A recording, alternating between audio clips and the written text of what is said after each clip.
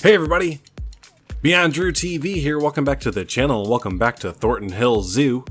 So today, before we get looking at the new Forests of Africa, or the almost completed Forests of Africa, I got so close before my Friday deadline there. But anyways, before we look at that there, I wanted to start over here in our new Australia area, just to say first off, thanks so much to everyone that commented on the area. You know how much you all enjoyed the new Australia, pack pieces and how well they fit in and everything. And also we had a lot of really great suggestions, like really great suggestions that I really appreciate. And that's why I wanted to start over here because some of y'all again put out some really great suggestions, including like a reptile house and a crocodile, or it was an alligator. Oh god, I'm gonna get lavish now. But yeah, either a crocodile or an alligator, since they are native to Australia as well there. And I think we might be able to do something tying those two in together, since they do, again, the reptile house and the crocodile slash alligator, whichever one it is, tying together. We can maybe stick them right back here as a nice little expansion plot to our Australia section. So I did kind of keep this area open for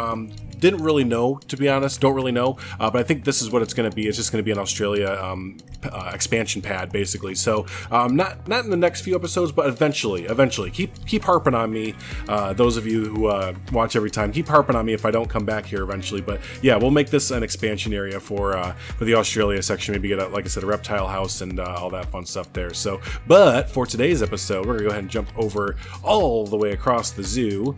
All the way there we are. We're starting to see it over there. So yeah, we are going to the, like I said earlier, the who's this?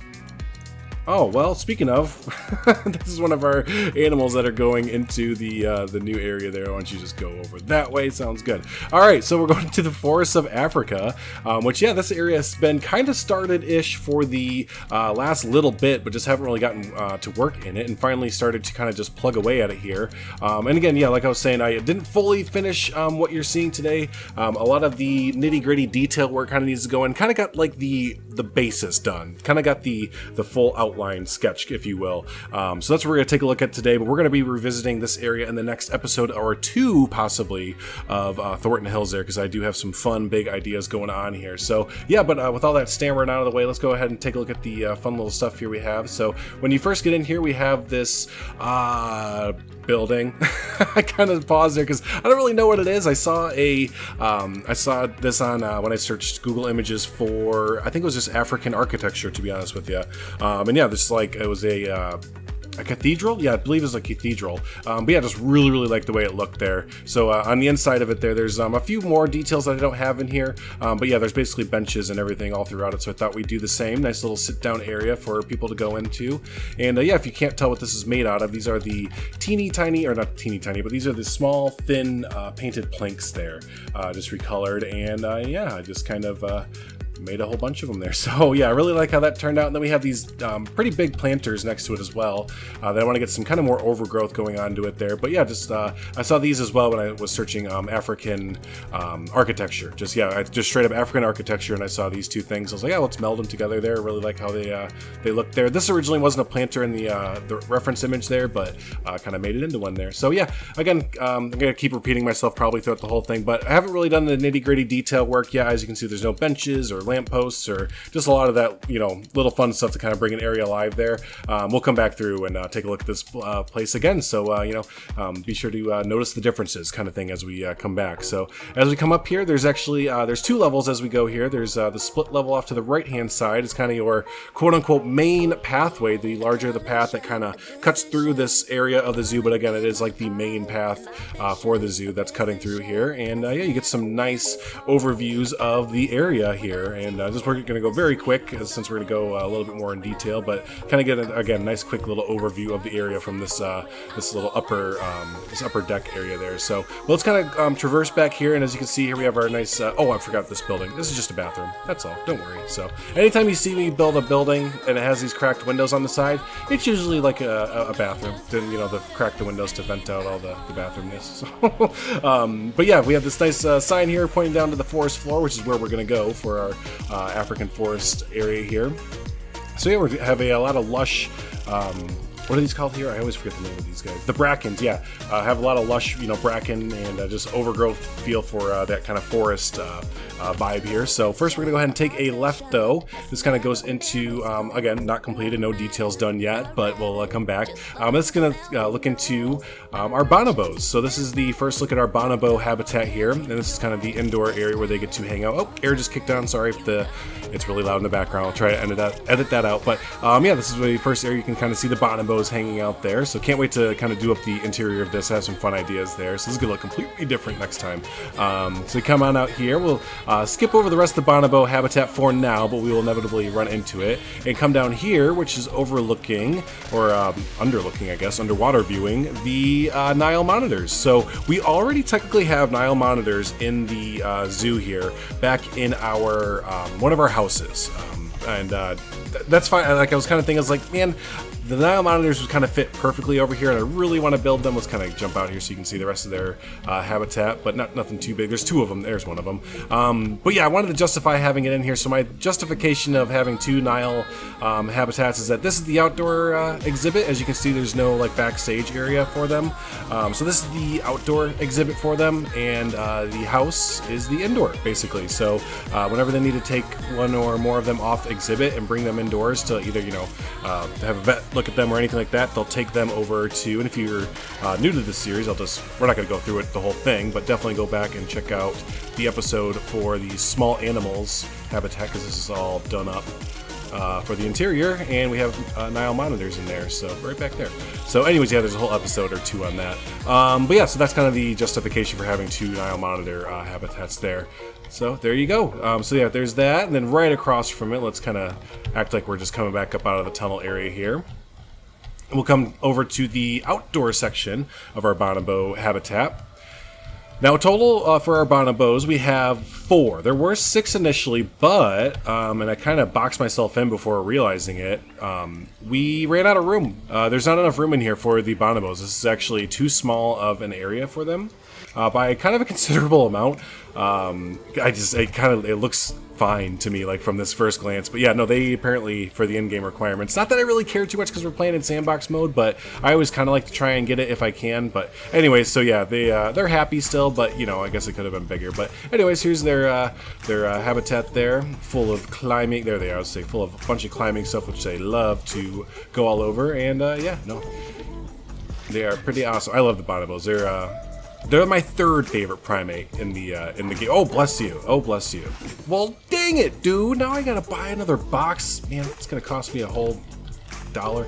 So yeah, as we come over here, just some other views of it. Yeah, we'll go over this way, which I really like these views that we get as we go to the second story, basically the second level of the forest floor. So I really wanted to play with terrain levels in this area. I was kind of noticing that Thorton Hills Zoo, which it's set in the Midwest, so it's the United States, so it's kind of in a flat area. But I kind of still wanted to play with levels here and there, terrain changes and stuff. So this is one of them that you can kind of get some really neat views of, the tree kind of just overlooming everything and yeah, just so let's go up into the cave system here, and low bridge, sorry buddy, I'll fix that.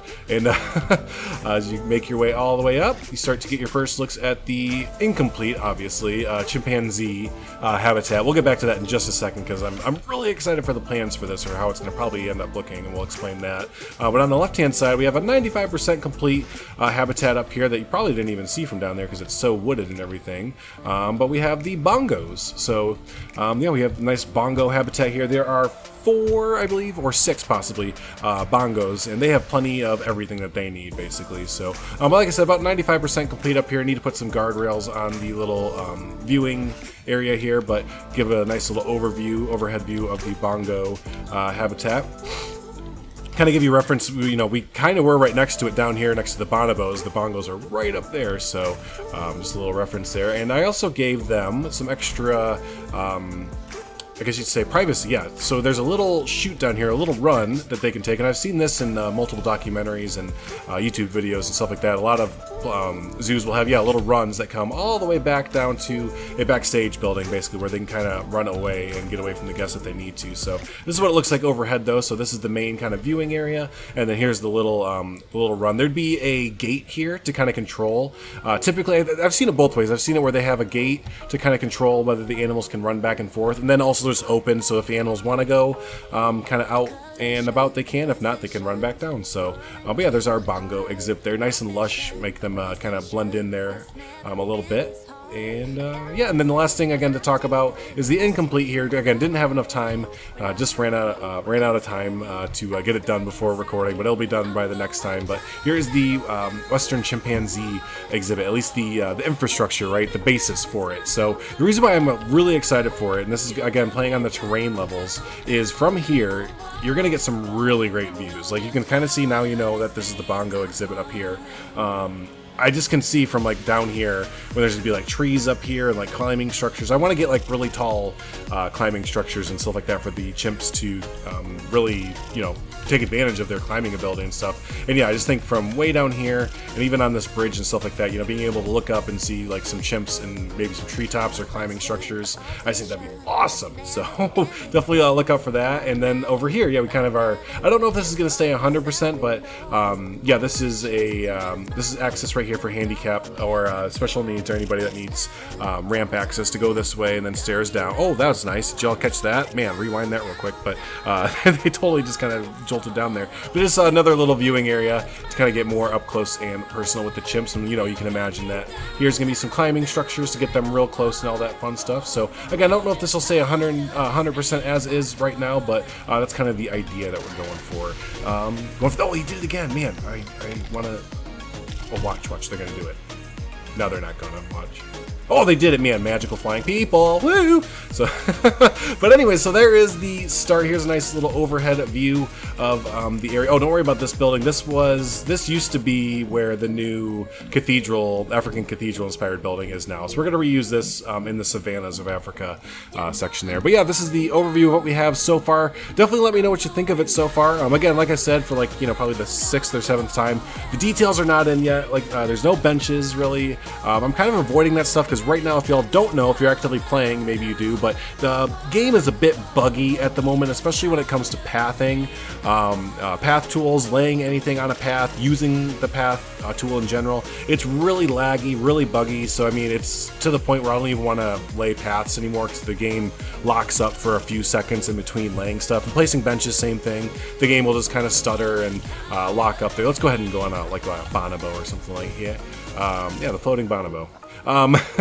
So yeah, just if you don't know and you're playing the game and you're wondering why things are a little bit buggy and all that fun stuff, that's why. Frontier is aware of it. There's also a pretty bad bug when it comes to paths and guests getting stuck on regular paths and staff getting stuck on paths and walking in circles, basically. So if you're experiencing that, Frontier does know, and they're doing everything they can to get it fixed. So hopefully we get a patch out very, very soon for that. So yeah, I don't know. But wow, we got the flying monkey. But yeah, that's going to do it for today's episode of Thornton Hills Zoo. Again, by the time for the next episode, we will come back and take a look at the details, all the detail work put in, which will make the area just feel that much more alive. And then hopefully this view right here will be drastically changed with some lush foliage and climbing structures and all that there. So yeah, do leave a comment down below. Let me know what you think of the current status of the African forest section. I'm trying to get a good view here as we leave. I'm just going to actually go on to my, probably what is going to be the thumbnail. But yeah, let me know what you think of it so far there, and let me know any suggestions or anything like that. And yeah, until the next episode of Thornton Hills Zoo, y'all have a good one. Thanks so